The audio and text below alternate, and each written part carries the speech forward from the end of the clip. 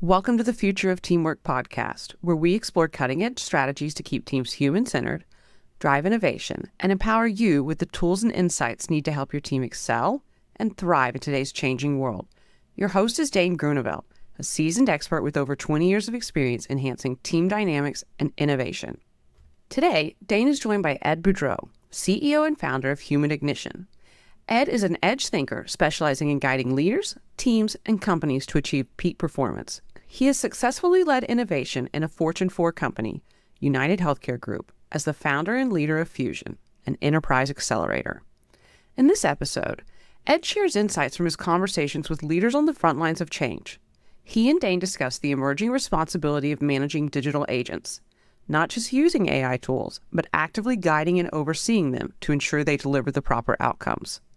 They explore the emotional toll of leadership today, especially at the top, and introduce the concept of being total, a practice of tuning into the head, heart, and gut to make more grounded decisions. The conversation also dives into how AI could be leveraged to improve cultural fit and succession planning. This conversation is for anyone rethinking how to lead in a world where AI is accelerating and the human side of leadership matters more than ever. So, teamwork makes the dream work, and we're here to inspire your next collaborative breakthrough. Gather your team or put on your headphones, and let's dive in together.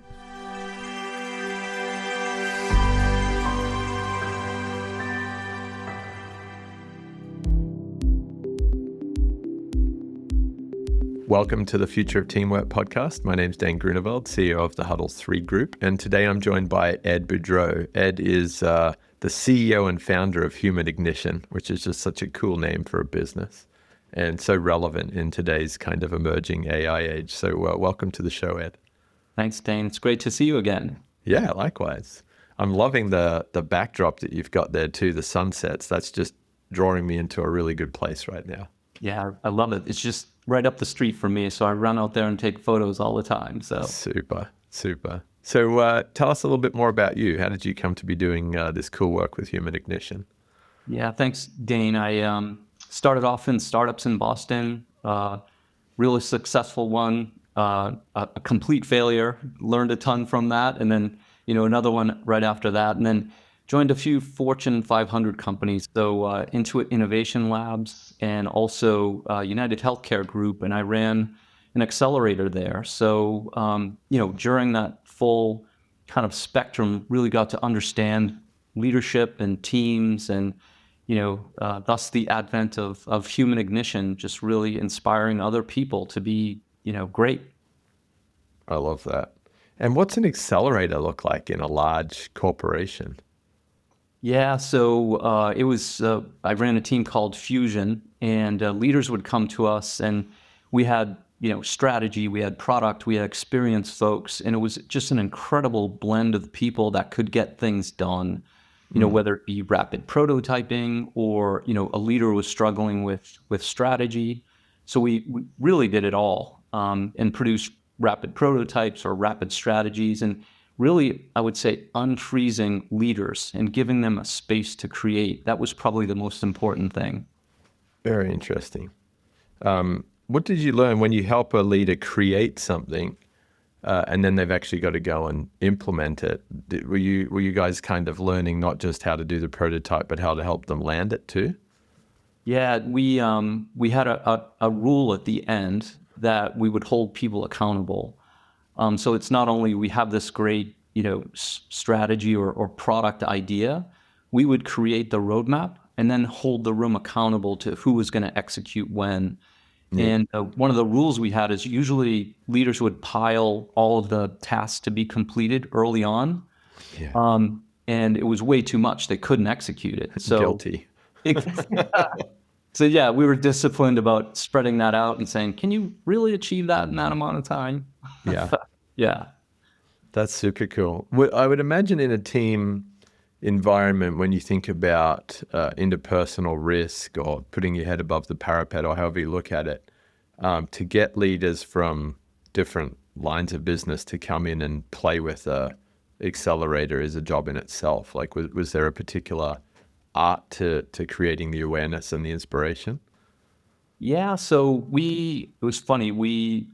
I thought we were the fastest accelerator there was. But what we would do is interview leaders beforehand, and we'd call that, ethnographic research. So if they had things they were struggling with, or great ideas that they wanted to bring in, and we would have that before the session actually started. Got it. So it's almost parallel processing in a way. And then, we were very outcome driven. So we'd always ask the leader, what beautiful thing is in your hand when we're done? So, and then we'd do a work backwards plan to say, how do we actually get there and achieve it? And by creating that, I guess you could call it a process, we took all of that burden off of the leader and, created that space for creation. So it was a pretty unique methodology. I love that question. What beautiful thing is in your hand when we are done? Yeah. That some leaders struggle with that kind of forward projection. So I would imagine you would have had a fairly wide range of responses there. Yeah, everything from I don't understand what you just asked me to yes, I want that clear, crisp strategy my team can execute against. But to your point, I try and ask questions that don't have a finite answer to them, and it creates someone to stall and think. So that certainly did it. That's the beauty of it. Yeah. Yeah, because I'd imagine some people would be like a feeling, hey, to your point, our team's got real swagger. Other people would be like, I'd like to own a boat. People have got different motivations on what beautiful looks like, or what the work's going to be delivering for them.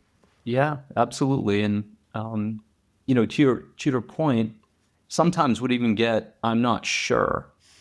And that was even better in a way, because someone who kind of thinks what they know that they want and they end up with the wrong thing is a problem, right? Yeah. As opposed to, let me think this through. Yeah, it's not a strategy. I actually need an execution plan, because that's what we're struggling with. Yeah. And that's a revelation, right?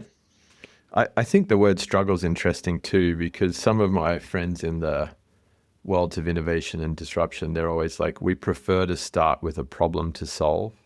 Right. And so actually the struggle often tells you something in your team or in the relationship with your customers or your suppliers that's just not connecting. Yeah, definitely. I always think of the power of moments, right? To your point, where's the struggle or the pain? Where's the problem lie? Or, clearly the other way to think about it is, where are things incredible? You just want to amplify those things, right? And Interesting. mitigate the struggle, and then all of a sudden you have this kind of nice flow from end to end. Yeah. Yeah. Yeah, amplifying the incredible is an interesting one too. That I would imagine in teams, you see so many teams that just overemphasize the need to solve problems, which might be an indicator of where some disruption's coming, but maybe they don't spend time amplifying that incredible, element, whatever that is in the team. Yeah, definitely. And I would also say, I spoke to a leader a few weeks ago, and they said, we're so stuck in H1, because they're reacting to problem after problem after problem, trying to meet the quarter. Yeah. And we're not focused enough in H2 and H3. And one of our concerns was someone else is doing this and we're not. And that's actually competitively. Yeah. And, the world is just going much faster. I wish I had the data on my tip of my tongue, but it's, the theory of, chip development, right? But AI is actually doubling every 4 months. Wow. But that's going to be the speed of solutions that we're going to see out there. So if you're still stuck in H1 and can't move, it's going to be a big problem. Yeah, big time. Yeah, that sort of temporal acceleration is pretty real, and I think it's causing a healthy dose of opportunity. Yep.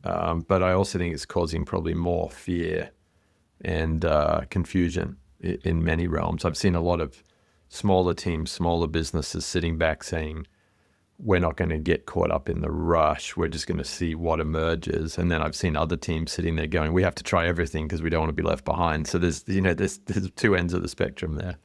Yeah, and I'd also say leaders and teams are, when it comes to new technology, the challenge is leadership will look down and say, solve it with AI, not with a person. Yeah. And then someone who is not adept at the technology doesn't know what to do, so they're stuck. Interesting. So it's Yeah. definitely a kind of current state problem out there. So what I'm hearing there then, Ed, is if leadership says solve it with AI and they just dump it on someone's desk, we need to be doing more. Maybe we're not going to have accelerators in our organizations, but we need to be doing a little bit more of like the framing and the curiosity and ideation before we just go and turn something on. Yeah, 100%. I had a great call with a technology leader today, and I think his points were valid, meaning go learn and understand what the capabilities of AI are, Yeah. experiment and test, and then find the areas that you want to solve for, the problems that we just talked about. Yeah.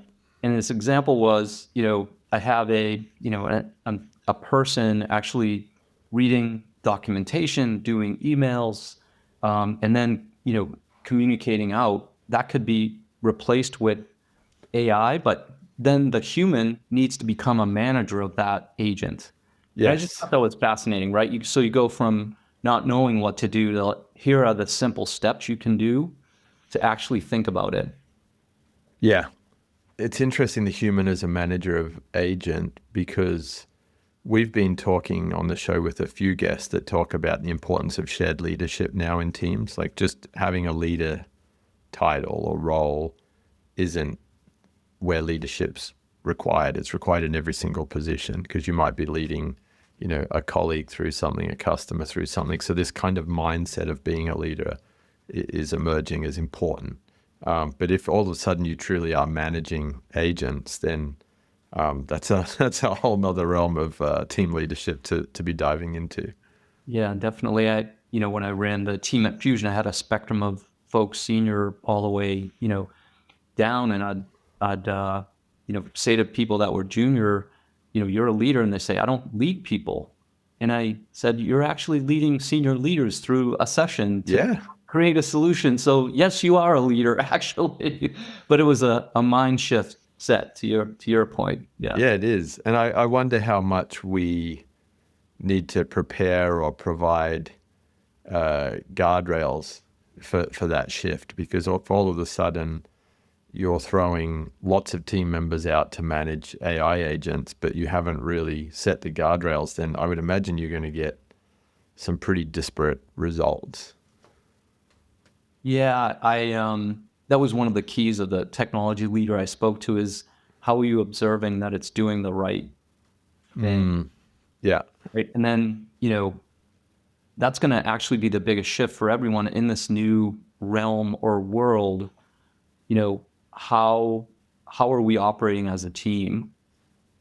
And, what is your function with that agent? And are we Yeah. operating as a team? So that is fascinating to think about. Yeah. Yeah. I had Michael McCarroll on the show, would have been last year. He's got the platform Team Radery. They're doing a lot of longitudinal data out of like Harvard and Stanford to show how teams that go through certain events, experiences kind of create more bond and effectiveness. Cool. The cool thing that he shared with me is that because of the freedom of kind of tooling and ways of working that I think AI is helping us with, amongst other technologies, that intact teams are actually becoming more engaged and stronger together. However, working across teams, that kind of teams of teams, you're actually seeing a little bit more of a breakdown because this team works in a certain way with a certain tool. This team works in another way with another tool. Or even in a global setting, this team's working at these times, this team at other times. So it seems like if we overemphasize the productivity at the individual level or at the intact team level, it could actually have a negative impact or create noise amongst the wider teams of an organization. Yeah, I couldn't agree more. And it's interesting, talk to a senior marketing leader, and she said, as she rose throughout the organization, the less connectivity across that she had and the pressures that were emerging were so high, she couldn't look across the field. So Interesting. I think your point is exactly exactly spot on. So the pressure is increasing, the ability to perform is increasing, and the kind of silos are actually increasing. So having, being cognizant of the horizontal to say, how are we operating across the whole field? Yeah. That's fascinating to think about. It really is. And actually going to your conversation that we had at the pre-show around sort of as we oversee AI agents, it's important that we become more human as organizations to best manage and direct and shape that. Yep. It could be exciting for certain team members in the future to be like, hey, my job is literally to just go across the organization, build relationships, get curious, and share stories, kind of like early civilizations grew from like travelers coming through and sharing seeds or technologies or stories. There might be like a whole kind of new cycle that emerges from that. Yeah, I couldn't agree more. And it's, thinking about almost like chief AI officer, who's the chief human officer, right? Yeah. And making these, connections as we become closer and closer to technology. That's a cool point. I hadn't thought about that. I just had lunch yesterday with 3, C-level HR people leaders. And we were all saying how like human resources and people just doesn't really capture what it needs to be. But what I'm hearing from that statement, Ed, is that the chief human officer is not responsible for managing how the humans do their work and, the legal compliance and the benefits. If I'm hearing you right, you're saying the chief human officer is actually responsible for bringing out more human capability. Right. Yeah. That's interesting. Yeah. And I think one of the things I heard from that interviewed 50 leaders over the past several weeks, but communication is actually breaking down. Mm-hmm. And, how do you actually bring that back in terms of being more human, having, that, radical candor, right? Changing the way I call it leadership language too, which is how might we? Yes. Right. I feel like that's never gonna change or yes and all the things that we know that you see in great leadership. So I think great leadership is gonna become the imperative now. Yeah. At every level, as we were suggesting. Correct. Yeah. That's very cool. I know you and I share a friend in, it looks like here on LinkedIn, Tony Martignetti, who's another Boston local. Yeah. And Tony's kind of work and podcasts like around that kind of campfire storytelling. I really enjoyed my conversation with him because he's kind of suggesting we are going to need to bring that communication and inspiration back in a bigger way than what's necessarily been in the workplace for the last 20 years. Right. Couldn't agree more. Yeah. Super cool. What other, you've been interviewing these leaders on, you shared what's the greatest leadership challenge that they see right now. Yeah. What other themes are catching your attention from those conversations? Yeah, I think the headline in a way is we're not heading towards a leadership crisis. We are in a leadership crisis. Yeah. And it's business as usual that is camouflaging everything. And, I heard, three things really. Leaders, in transition can't navigate. So as you rise in the organization, people expect, that what you're doing and that you don't need support in doing that. And it's quite the inverse, right? The antidote, to it is, how do you normalize mid-career reinvention, right? Yes. Or how do you actually create what I call a leadership lab, where you're surrounding a leader with all of the, things that they need, whether it be advising or coaching or a peer network. And that really gets to almost to your, what is the leadership team? And how do you grow and enable that leadership team, whether they're new in role or been in the role for a while? How do they reinvent? Because we're in this age of reinvention, right? Yeah. Yeah. That's a big one. And you're right. So often, whether it's an internal promotion or an external hire, we do onboarding. Hey, this is what the company does, but we don't really talk about, hey, this is how your team's operating. Here's, let's talk about what worked for you in your last role and what didn't. You've Right. got an opportunity to reinvent yourself Yep. right now. So Yep. rather than just diving into some headlong practices that may have taxed you over the time, how can you adjust your practices going forwards? Like there's a lot of conversation that can be had in that moment. Yeah, and it's, I mean, almost looking at your past self, right? Yeah. And your future self, and who do you want your future self to be, whether it be new role or no, I need reinvention now. I want to learn. I want to be curious. I want to be enabled in this new age. And I just don't think we invest in people enough. No.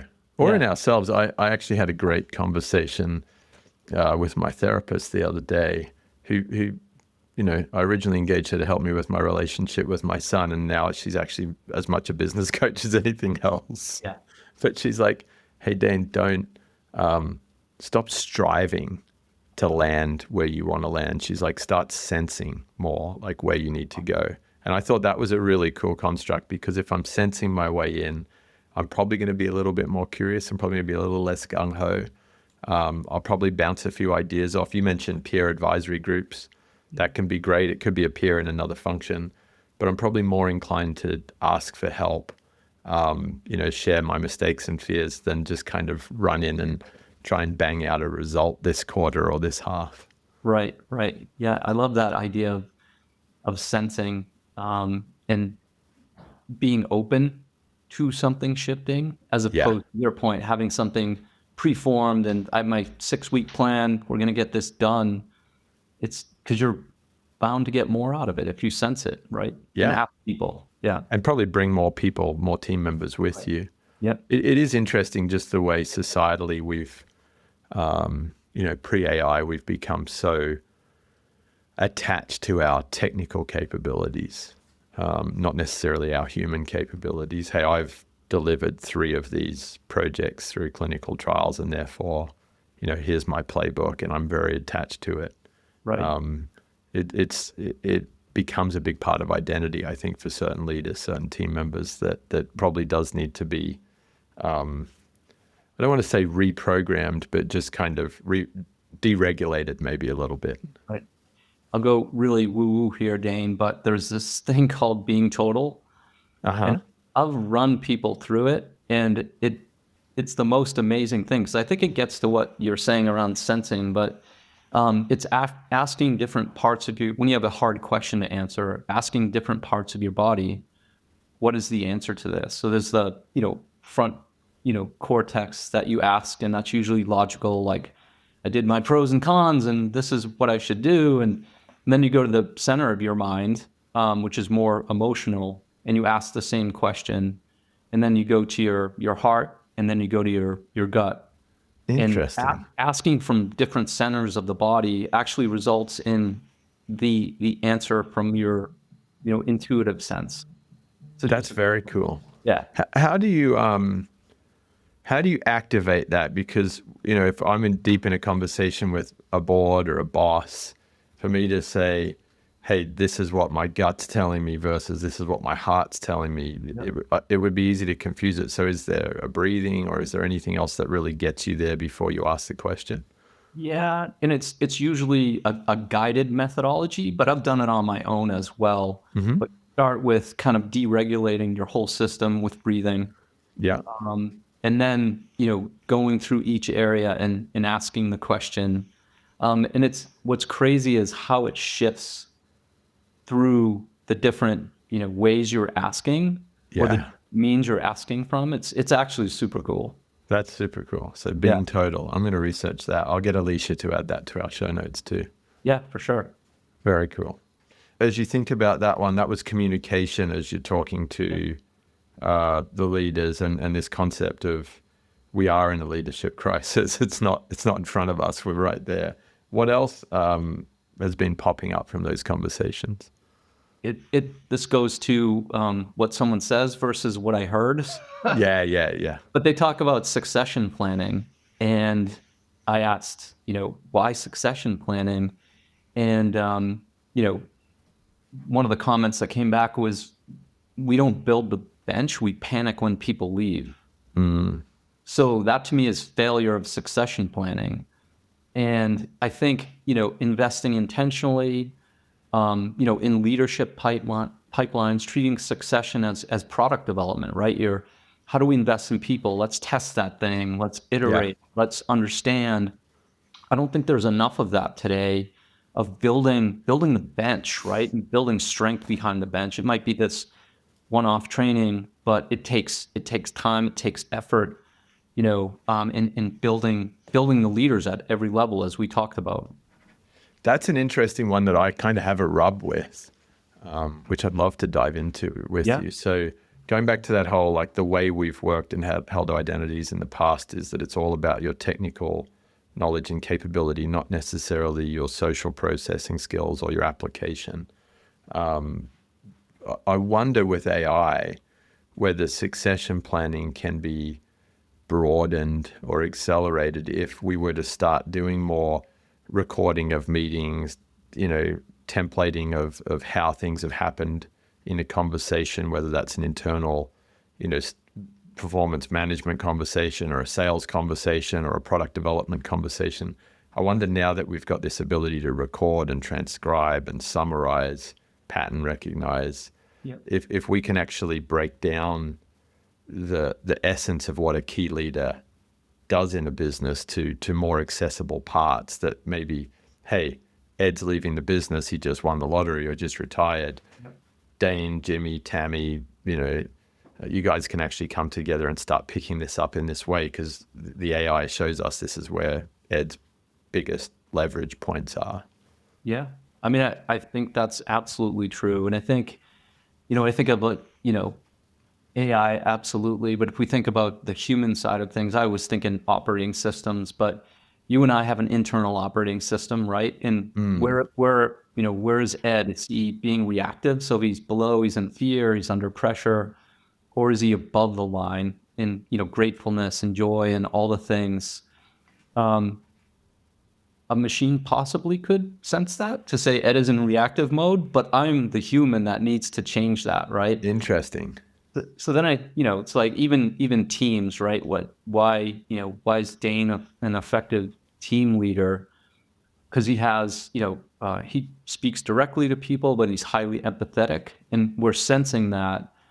But then kind of building the team, and I think about that as a team operating system, which is we're now enabling people with radical candor, or we're now enabling people with extreme ownership. So it's going to be a fine edge, right? We understand it, but then what can we do about it? Because I think sometimes, I've experienced it quite a bit, a machine doesn't know a capability unless you know the capability, right?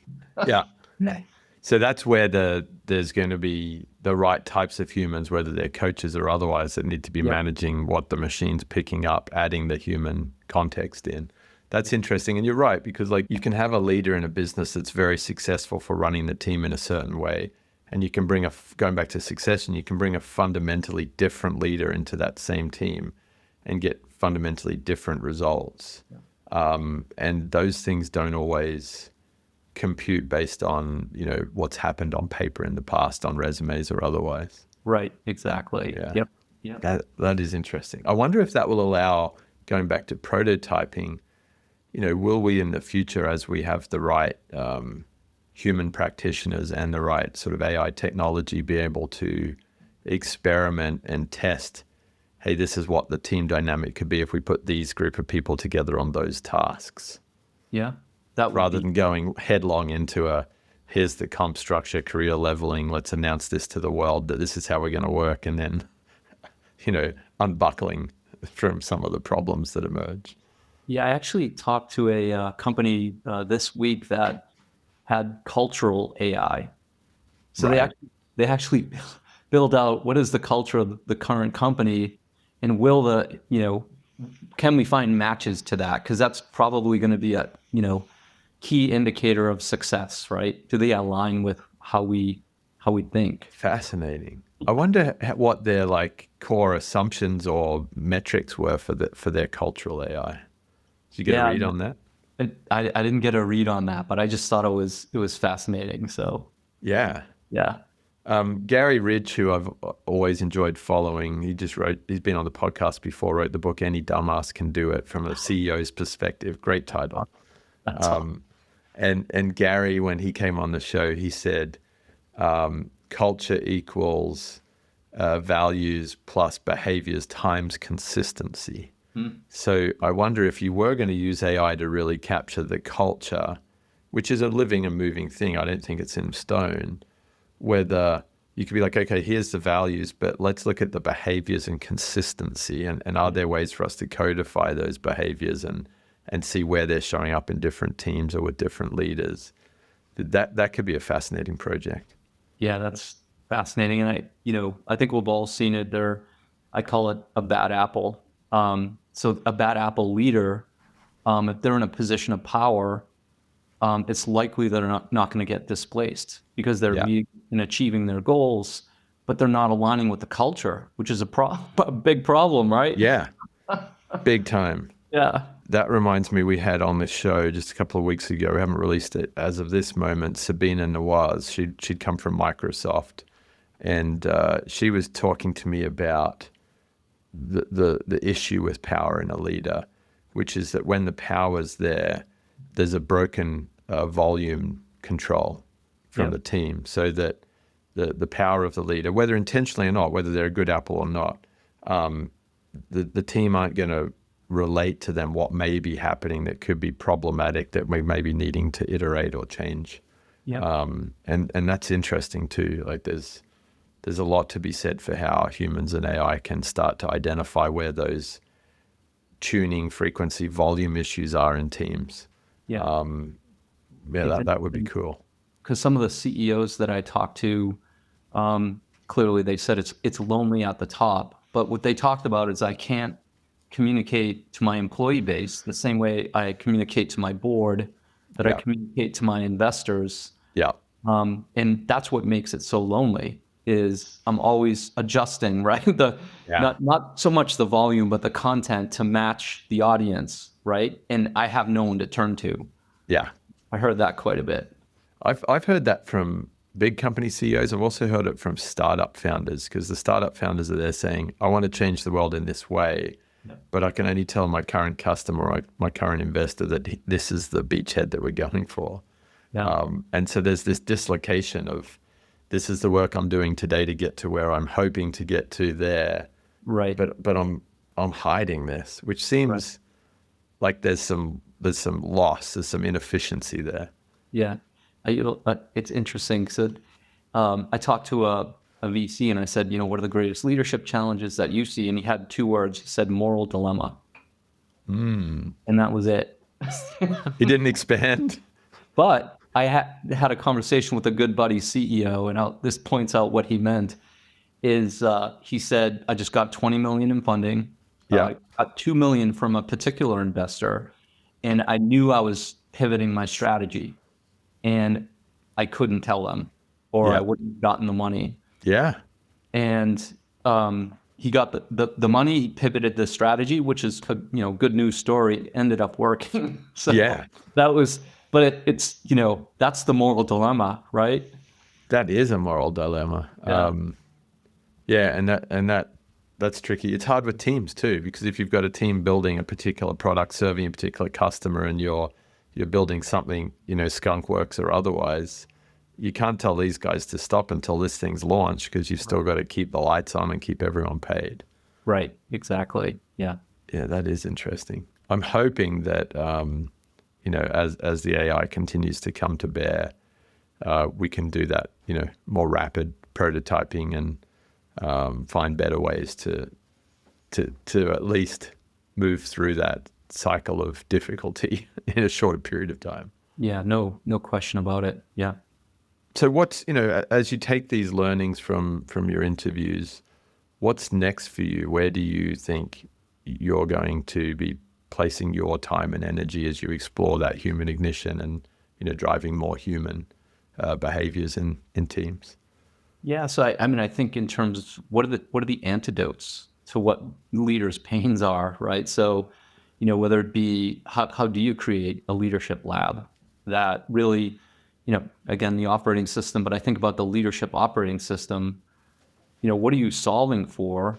And let's help you, solve for that. How do you unfreeze teams from, being stuck in H1 and get them to H2 and H3 so that you see the vibrancy in it. So Yeah. really taking, all of these, I call them, weak signals, which futurists talk about, but how do you create stronger outcomes from those weak signals? Because eventually they're going to become strong, and we want to solve them right now. So getting ahead of them. Yep. Do you think that's something that can be done in an iterative fashion, like coming in seasonally and, doing something to sign off the end of H1 and start thinking about H2? Or do you think it's a more fundamental, restoration of the way that the business is operating? Yeah, it's the thesis behind it is that you should be investing in each one continuously. And that H3 will turn into H2, H2 will become an H1. And then if you're not actually doing it in that fashion, you're going to fail somewhere. Interesting. And so to your point, it's a cyclical, investment in making sure that you're doing it continually, or else you'll fail. Yeah. Yeah. No, that makes sense. Having been a recruiter and a sales guy early in my career, I always found that when I was doing my best work, I was on a month 1, month 2, month 3 outlook. If I ever worked just on what was in front of me, I'd run into peaks and valleys. But if I kept looking at who am I going to go out and help in 3 months' time or 4 months' time, I'd be mapping that project that was about to launch, or that, that team that was going to lose someone. And I'd be there, and I'd be able to just create more opportunities and to grow and to provide more service. So in a very simple setting, I found that just planning out my day around those 3 boxes helped a lot, even though it was a fairly small time zone. Yeah, definitely. And it even gets to your skunk works idea of you should be having skunk works either in H2 or H3, and that's coming down, right? Yeah. To meet H1 somehow, or replacing a product or whatever it might mean. Yeah. Do you think you're going to see more of that, Ed, that, traditionally organizations have let the innovation be done by a small group or a select level of people in the org? Do you think that innovation is going to become more democratized through this shift? I think it almost has to in every single way. So, it's almost, at least the conversations that I've had lately, are you enabling your teams with AI, right, as individuals? Yeah. And then are you, getting to that agent level with capabilities that really facilitate, going faster. And then, I don't know what's after the thinking about the agent. Maybe it's what you talked about, the ecosystem of agents, right? That you have vertical and horizontal, capabilities happening. And that, everything's just going to go faster, and we know that. Yeah. That is interesting. I spoke to a friend the other day about, if these AI agents are that good, why does anyone even need a software platform? Why couldn't you just have an army of agents doing work? And he explained to me, you're still going to need infrastructure, which in our context, I still think it's like having humans doing the right work, to make sure that, you're considerate of the different drivers of the value chain. Right. And you land things, that actually work in a software setting. But I think that's going to be the same in services and products. But the other thing that he said, which I thought was interesting, he was like, as soon as you think you can turn agents on to do everything, humanity's got bigger problems than how we do our work. Yeah.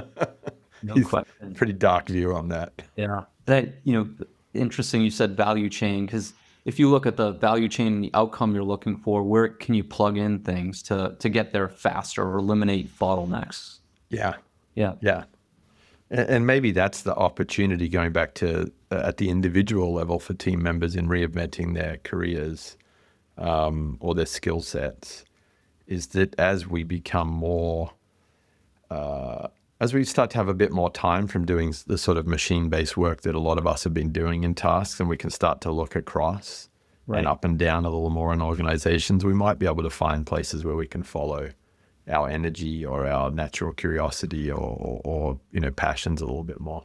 Right. I love that idea. Yeah, very cool. And if you were to think about right now, examples of teams, products that are catching your eye as far as being a little bit more progressive on the AI human teamwork, are there any good case studies? Are there any good articles or businesses we should be keeping an eye on to kind of follow along? Yeah, the thing I always think of was on the phone with the CEO yesterday, and he said, "How might I think about advancing my business?" And he runs a an MSP, managed service structure. And I tried to connect because I saw the problem with the VP of marketing. She's like, "I don't know what to do. I'm getting more pressure from this." Yeah. So, my suggestion to him was, how might you start to create application-specific agents? And he was really intrigued by it. So I think that's where we are with AI, is everyone's trying to figure out how to use it. We're using it as individuals, but I think it's the AI applications that are going to be the most profound now. Yeah, and so for people who aren't very tech forward, what is an AI application agent different from just something that someone will use to do a singular task? Yeah, so I think, and it's to your exact point, it's multi-capability within an area. So it could be sales, Right. or it could be marketing, and defining what tasks are to be achieved, and then clearly achieving those tasks end to end, whether it be I've identified a target audience for our particular product. Yeah. Now going to email or call, gauge their level of interest, move from awareness to interest to purchase. So that's going to be how much within that agent is capable and possible now. So I think those Interesting. Yeah. So, and that's what I had a friend, and the way you described that reminds me of what a friend told me the other day about vertical agents. So like having a series of agents. So one does the list generation, one does the content build, the other one does the outreach, the other one does the follow-up, the other one does the scheduling. Yep. But like, it seems like that might be possible already if you can put the right task-based agents together into a team. Yep. Couldn't agree more. That's cool. Yeah. Have you played it with any of these yourself yet, Ed? Any of the tools that you find are little winners at this stage? Probably all of the things that you would imagine, like ChatGPT and Grok, and I compete them against one another. Yes, probably all the things that you would imagine. Yeah. Yeah.